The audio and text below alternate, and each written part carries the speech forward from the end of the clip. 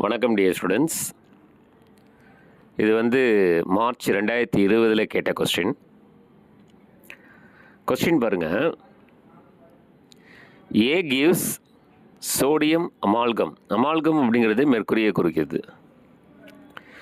Sodium amalgam and ethanol அதை reduction பண்ணால் CH3 CH2 NH2.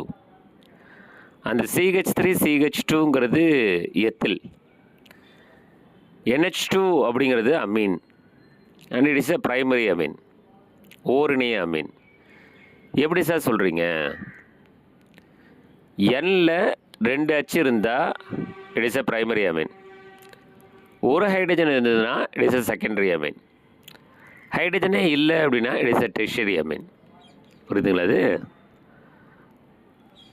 அப்போ நமக்கு கிடைச்சது எத்தில் அமீன் சொல்லக்கூடிய it is a primary amine. அடுத்து பி கிவ்ஸ் அதே சோடியம் அமால்கம் அண்ட் எத்தனால் அதை ரிடக்ஷன் பண்ணால் டைமெத்தில் அமீன். டைமெத்தில் அமீன் அப்படிங்கிறது கிடச்சிருக்கு.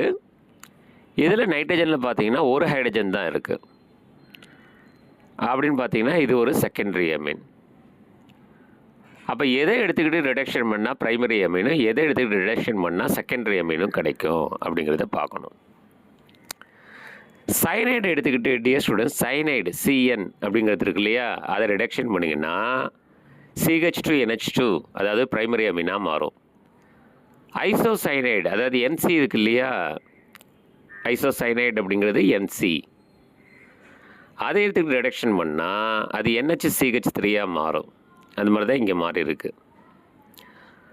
அப்போ ஏ என்னவா இருக்கும் அப்படின்னா CN ஆகும், பி என்னவா இருக்கும்னா NC ஆகவும் இருக்கும். சரிங்களா? இப்போ நம்ம எப்படி கண்டுபிடிக்கலாம் அப்படின்னா CN ரிடக்ஷன் பண்ணால் CH2 NH2 அதுக்கு முன்னாடி ஒரு CH3 இருக்குது, NC ரிடக்ஷன் பண்ணால் NHCH3 அதுக்கு முன்னாடி Nக்கு முன்னாடி ஒரு CH3 இருக்குது. அப்போ ஏ என்னவா இருக்குன்னா CH3 இருக்கக்கூடிய CN இருக்கும், பி என்னவா இருக்குன்னா CH3 இருக்கக்கூடிய NC இருக்கும். அப்போ A methyl cyanide, B methyl isocyanide, that is CH3CN and CH3NC.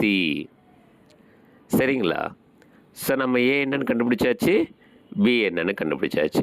இங்கே நம்ம ஞாபகம் வச்சுக்க வேண்டியது என்னென்னா, எதை எடுத்துக்கிட்டு ரிடக்ஷன் பண்ணால் ப்ரைமரி அமீன் கிடைக்கும், எதை எடுத்துக்கிட்டு ரிடக்ஷன் பண்ணால் செகண்டரி அமீன் கிடைக்கும். பொதுவாக சைனைடு CN, சரிங்களா, it is CH2 NH2. Cyanide எடுத்துகிட்டு ரிடக்ஷன் பண்ணால் CH2 NH2, ஐசோசைனைடு எடுத்துக்கிட்டு ரிடக்ஷன் பண்ணால் NHCH3. சரிங்களா?